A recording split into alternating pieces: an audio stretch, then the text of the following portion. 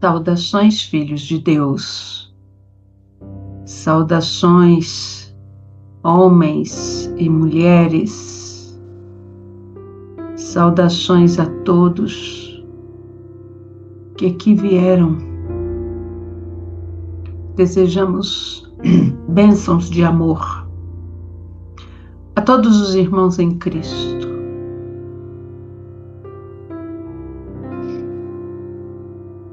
Nós gostaríamos que os irmãos prestassem muita atenção no que nós vamos apresentar aos irmãos. Gostaríamos, inclusive, que os irmãos lessem as entrelinhas de tudo que nós vamos falar. Porque nós não estamos aqui por brincadeira, isso já é fato. Todos já sabem. Mas muitas vezes nós falamos e parece que os irmãos não nos escutam. Não prestam atenção ou então não levam muito a sério. Então, mais uma vez, nós vamos repetir informações que temos falado nesses últimos tempos. Ouça quem tem ouvidos de ouvir. Meus caros, já não é novidade para nenhum dos irmãos entender que a Terra está atravessando uma área de uma grande turbulência energética. O que acontece com os irmãos quando vocês estão numa aeronave e a aeronave atravessa uma zona de turbulência? Pense um pouquinho. Tudo saculeja. Cai as bagagens, a aeronave tremula, sobe, desce, desequilibra-se. Da mesma forma, a Terra que está atravessando essa grande zona de turbulência também sente no seu corpo, nesse corpo rochoso que ela tem, todos os estertores desse grande tsunami eletromagnético que se descarrega sobre ela.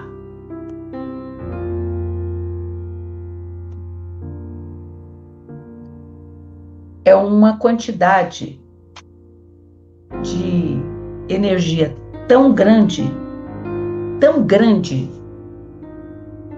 que o próprio planeta está se ressentindo e está rachando.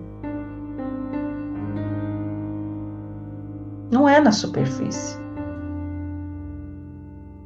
Então, essas energias que vêm do Sol, mas o Sol recebe essas energias de Alcíone e tantas descargas eletromagnéticas que ficam presas entre a superfície da Terra e a ionosfera, além dessa grande quantidade de energia, perturbar as placas tectônicas e os bolsões de magma que estão logo acima dessas placas, que geram imensos terremotos, despertam vulcões supostamente adormecidos. Essas tempestades, essas imensas tempestades solares, elas também alteram todo o metabolismo dos seres viventes que se abrigam aqui neste planeta. Alteram tudo, trazendo grandes distúrbios em tudo que no planeta está. Não é só mais o reino hominal que sente essas perturbações. O reino animal, o reino vegetal, o reino mineral. Só para dar um exemplo, no que diz respeito ao reino vegetal, podem observar que as estações alteraram o ciclo das árvores, das flores, das árvores frutíferas. O que acontece? Os batimentos cardíacos da Terra, que são catalogados lá pelos equipamentos idealizados por Schumann, eles contam as frequências, essas frequências que estão presas entre a crosta e a ionosfera e que, na maioria das vezes, se constituem de raios, ou seja, íons positivos e negativos. E aquilo que se habituou estabilizar numa frequência de 7,83 Hz, que é a frequência habitual do planeta e que é a frequência habitual que toda a massa humana habituou a viver, ela hoje tem picos constantes, às vezes vários picos no mesmo dia, que vão de 7 a 50, de 15 a 80, de 9 a 120 Hz. E não voltam mais ao padrão antigo. É como se cada um aqui dos irmãos, aqueles que são cardiopatas vão entender, é como se o seu coração, que tem uma frequência habitual de 70 batimentos por minuto, de repente fosse a 200, fosse a 150, fosse a 210, é a mesma coisa. Como que você se sente? Como que você... Quais são as consequências físicas disso para você?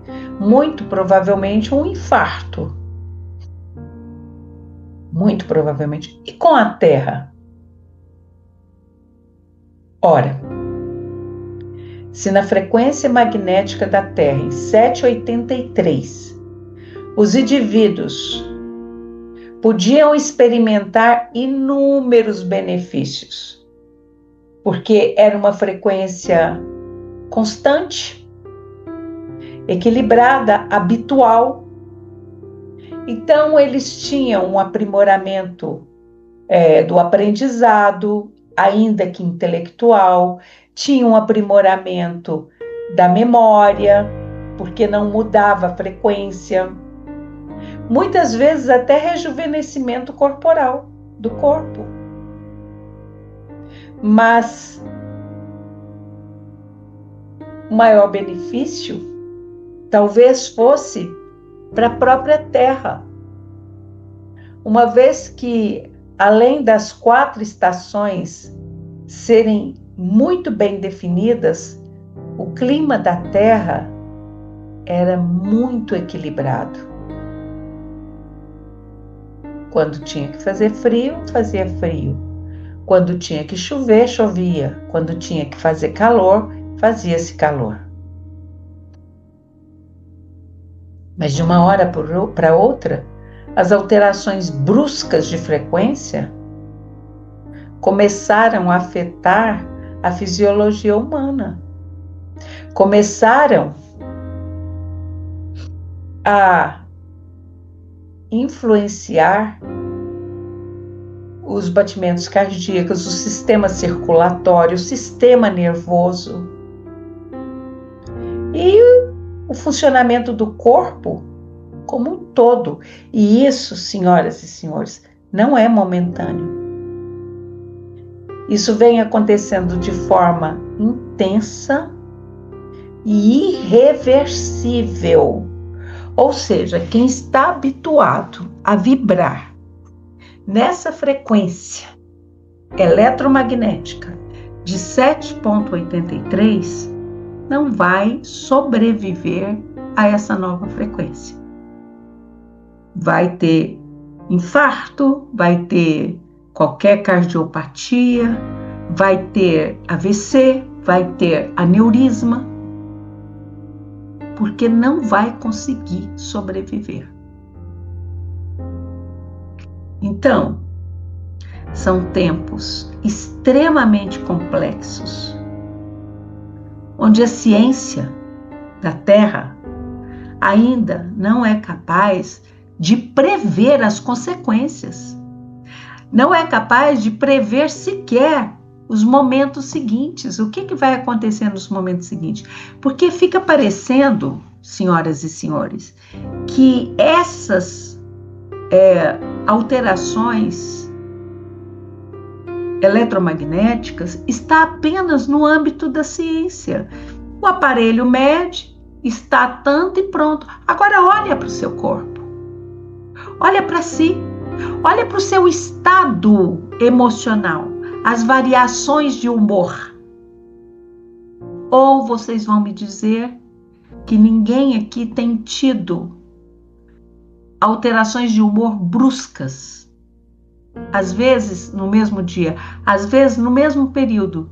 Durante a manhã você passa por 3 variações. Cansaço extremo, quantas vezes temos falado disso aqui? Esse cansaço extremo é exatamente essa alteração, né, cardíaca da Terra, que altera o seu rendimento cardiológico também. Nunca se teve na Terra tantos hipertensos, e não estou falando somente das pessoas mais idosas, nunca se teve tantos hipertensos entre jovens e até crianças como nesses tempos. Então a sua ciência, ela fica parada ali na medição. Ela não sabe o que fazer com essa medição. O que vai acontecer com o planeta em função dessa medição? O que vai acontecer daqui 1 hora, daqui 1 dia? Não sabe. É um estudo incompleto. Os medidores, prestem atenção, os seus sismógrafos, esses medidores das variações sismográficas, eles se tornam obsoletos, totalmente obsoletos, quando a vontade do Cristo determina qual vai ser a próxima dança dessas grandes placas tectônicas que estão assim, vibrando com essas variações eletromagnéticas. A sua ciência não sabe. Os seus sismógrafos ficam lá fazendo gráficos, está menos intenso, está um pouco mais... Mas quando acontece, aconteceu. Eles podem prever um vulcão pela ação dos tremores da Terra, mas não podem prever um terremoto. Podem, com, no máximo, 5 minutos de antecedência. Como que você evacua uma cidade inteira em 5 minutos? Então, a ciência da Terra, por mais avançada que se imagina que ela seja, por mais presunçosa que ela seja, ela não é capaz de determinar quando é que começará o grande balé das rochas sob a superfície, e nem qual será a sua intensidade. essas informações não pertencem à sua ciência. Elas são do Cristo. Elas pertencem ao Cristo. E ele compartilha essas informações com os seus trabalhadores mais próximos, mais fiéis. Porque são esses trabalhadores que movem essas energias na realização da sua vontade, que também é a vontade de Deus Pai e Mãe. O Cristo é o grande arquiteto dessa casa chamada Terra. Ele conhece cada detalhe da planta baixa deste pequeno universo. Ele sabe como funciona cada elemento deste mundo. E somente ele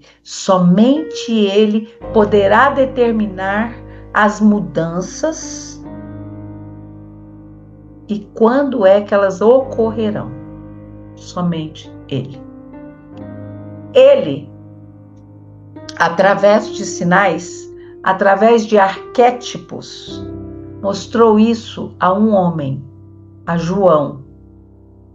Mas João não soube interpretar. E todos que tentaram adivinhar também não conseguiram chegar a datas. Isaac Newton, por exemplo, foi um desses homens que tentou desvendar esses segredos, esses mistérios que estão ali no livro do Apocalipse. Então, já foi dito aqui por inúmeras vezes que estas manifestações telúricas, elas não ocorrem todas de uma só vez, todas sempre no mesmo lugar. Claro que não. Você tem um terremoto de quase 8 na Rússia e você tem um terremoto de quase 8 ali bem ao sul da Argentina, acima da passagem de Dresden.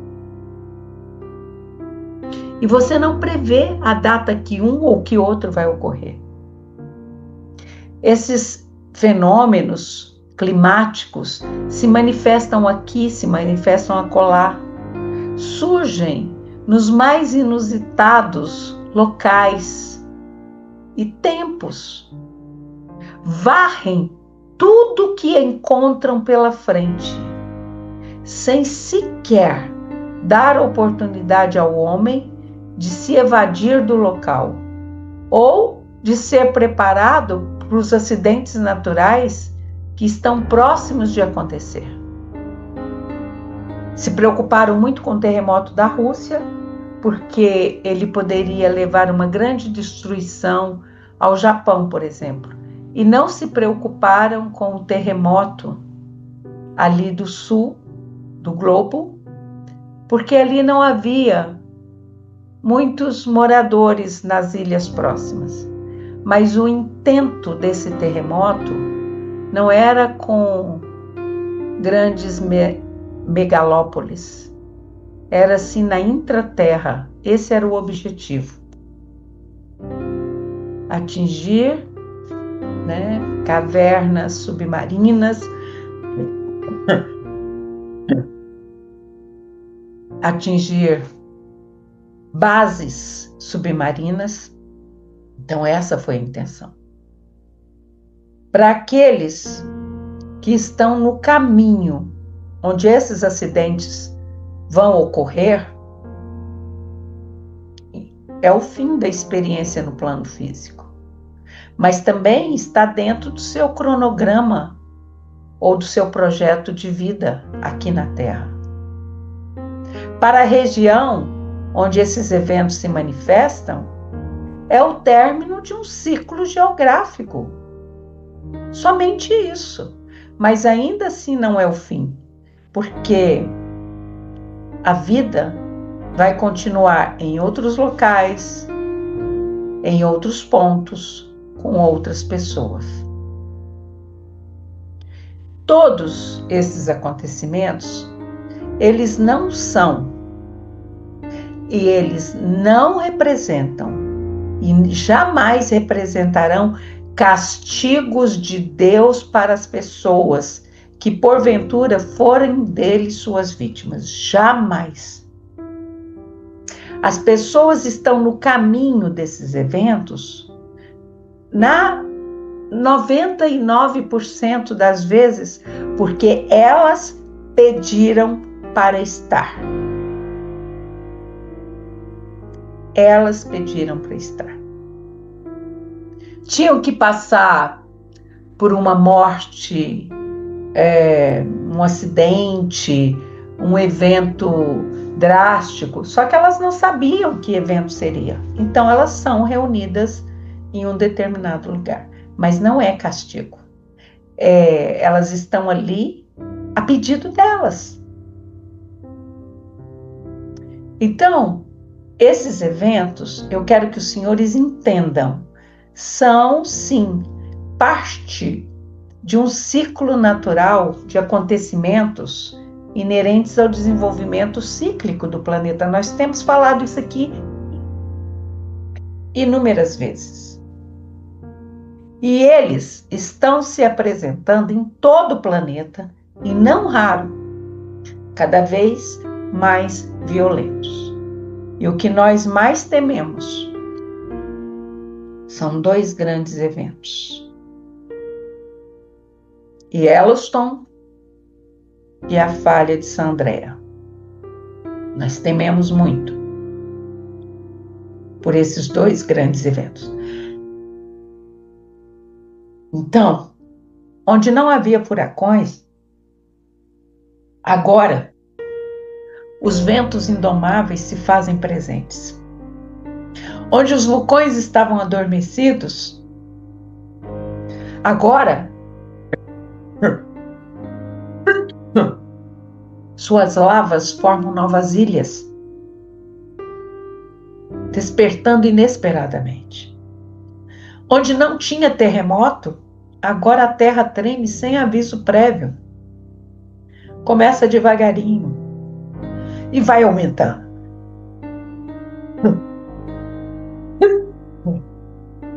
E onde era deserto,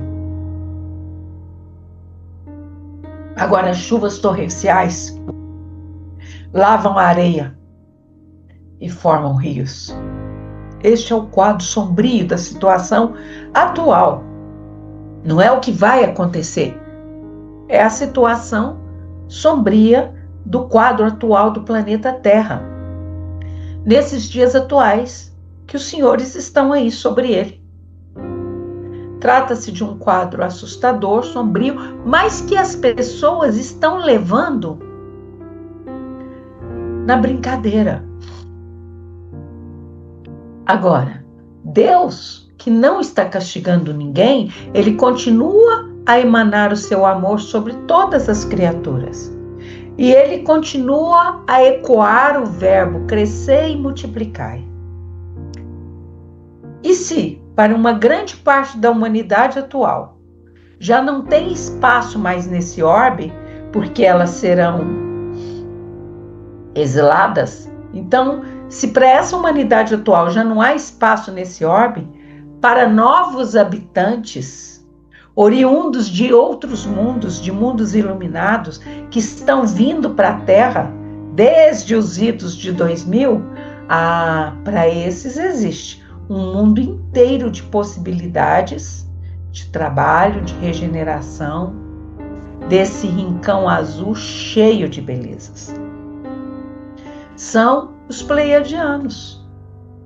Esse povo belo, belíssimo, esse povo feliz, de bom ânimo, de bom humor, que também de bom grado retornam à Terra mais uma vez, e agora, dessa vez, eles não vêm na condição de engenheiros siderais ou trabalhadores, eles vêm como trabalhadores, sim, mas habitantes de um corpo físico da Terra para estabelecer o reequilíbrio, reconstruir o planeta, trazer a ordem natural das coisas, o equilíbrio natural das coisas. São aí os seus filhos, os seus netos, os seus sobrinhos. Essas crianças que de 2000 para cá estão povoando este planeta. E enquanto isto,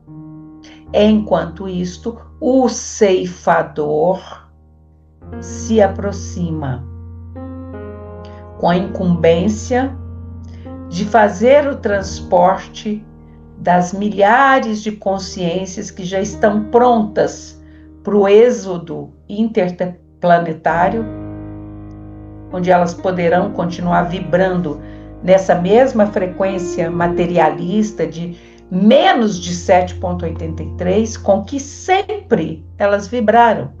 E também aproveitarem a oportunidade deste êxodo para iniciar mais uma vez o seu processo de despertar, o seu progresso. Então, nesse próximo dia 25, o portal que foi solicitado à Mãe Santíssima, solicitado por ela ao Cristo, se fecha definitivamente. O ceifador não vem fazer mal a vocês. Não se preocupem. Ele usa um disfarce que é para não atiçar tantos os ânimos, mas ele veio para recolher da Lua todas essas consciências que já estão ali devidamente armazenadas, porque o que parte é só o princípio inteligente, são as moléculas de DNA que acrisolam esses princípios e está tudo certo. É isso que nós tínhamos para os irmãos nessa noite. Nós agradecemos a atenção. Sabemos que a nossa preleção foi um pouco mais longa, mas era necessária, muito necessária. Tenho dito e câmbio final.